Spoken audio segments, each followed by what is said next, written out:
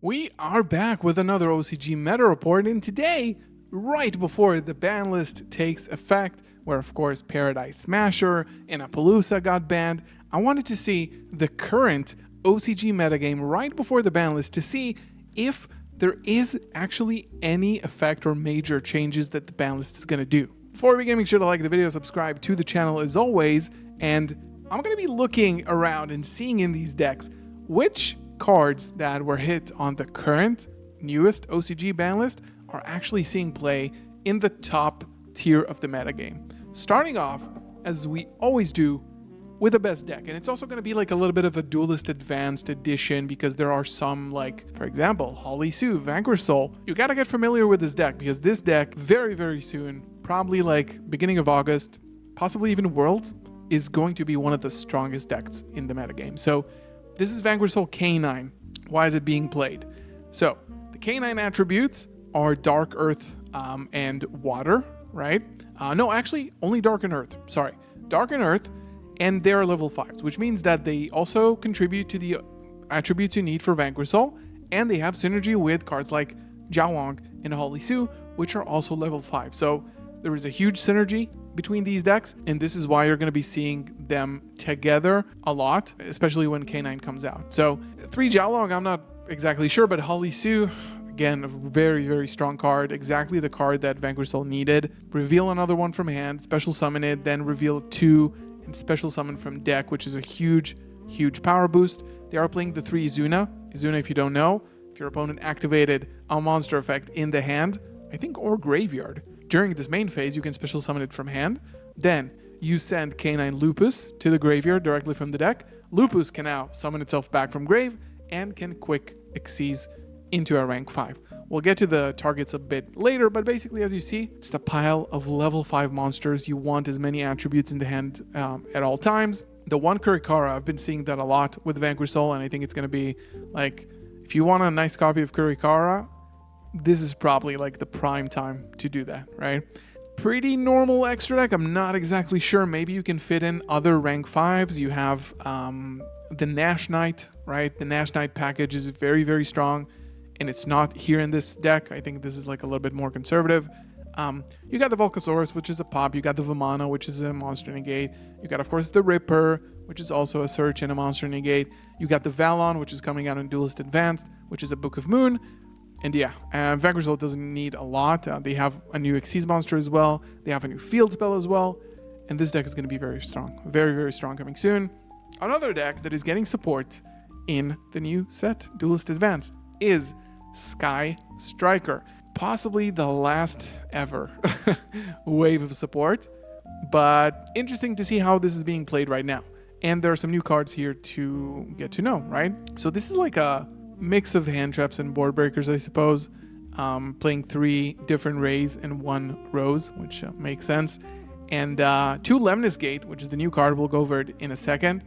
3 Link Cage, 3 Widow, 3 Engage. One of them is the correct artwork. And then just like, you know, a bunch of board breakers. You got 2 Called Bys. You got some Upstart Goblins. In the extra deck, and I think this is really cool, Clockwork Knight can actually put, I think, any one of them to the graveyard, any one of the Link monsters to the graveyard, right? It requires a machine monster. Maybe a machine monster with 1,000 or less defense. We'll have to see. But again, some other cards that we don't have yet, like the new Link 1 Dark Monster. We have the Engage 0, but we are getting Ace 0, right? This is Engage 0 and this is 0. We'll talk about that in a second. And then the side deck is pretty standard, to be honest. They are playing Pillar of the Future Cianos, which is a card we already have, I think, in Battles of Legend Terminal Revenge. It even says so on the screen.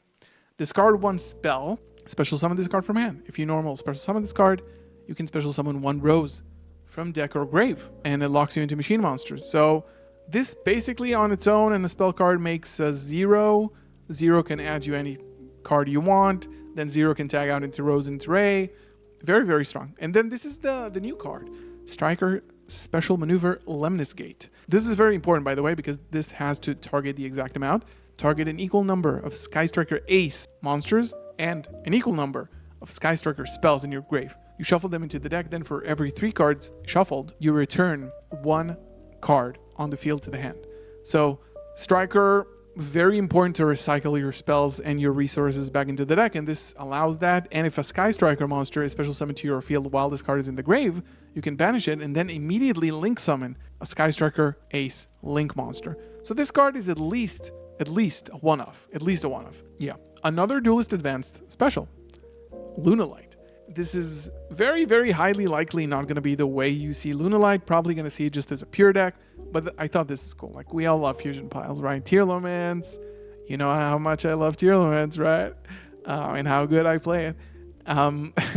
So the Lunalight engine, pretty much straightforward. And then we got the Draco Tail engine, which is pretty good, honestly. You can see that the new deck building sets are fitting in really, really well into the meta. Of course, Lunalight, after all, like, besides being a semi-pendulum archetype, it is a fusion archetype. First and foremost, it can search polymerization. So it makes sense to combine all of these. We've seen Lunalight with Tearlaments in Tearlaments' heyday, right? Shaddoll Fusion, a lot of traps that provide value in the graveyard. Pretty awesome. And yeah, you can make Dragoon Tur 0 with this girl. I think it's this girl that can special summon from the hand. Or discard itself, then fusion summon from the hand. If you have this and another dragon, you can make Dragoon turn 0. This could be a way of which we see Ryzel go in the near future. Dododo, Gaga, blah, blah, blah, and Ryzel. Basically, you have Dododo Warrior, which is a circular, and it's a 1-card rank 4. Do the math, we've seen it all over the TCG. Every single place you look, it's X'd and Ryzel and Ice and Sword. They do have they have X'd and Sword limited, but you have more ways to access Do a Drive. And as long as Do a Drive and Detonator are legal, trust me, people are going to find a way to play this. Ouroboros is here. We got the Banshee here. This is something that people need to be aware of. And again, speaking of K9, combining it with Crystron, why not? Half of the Crystrons basically are level 5s, the other are level 2 or 3. And it makes perfect sense because this guy, K9 Yokel, can special summon itself and another level 5 from hand. So it is very, very, very extremely free. And of course, Izuna is basically like jamming 3 Fenrirs into each deck like we've done in the TCG. Basically, that's what the card does. I had to show this. Not going to talk about it at all. But if you're a fan of Charmers, there is hope for you. There is hope for you with Songs of the Dominators. Yeah. Another kind of a meme before we get into the serious Yummy deck. I was trying to find a synergy here. I gotta tell you. There's like 4 Yummy monsters, the 2 Yummy field spells, Piri Rice map that can search Cupsy Yummy, which can start off your combo. That is true. That is true. This card is a 1-card combo for Yummy, but also Yubel. Now, Yubel just got Nightmare Throne to 3. So there could be a way to maybe do something with this. And then we have also Gorgon of Zilphathonia. I don't remember the name.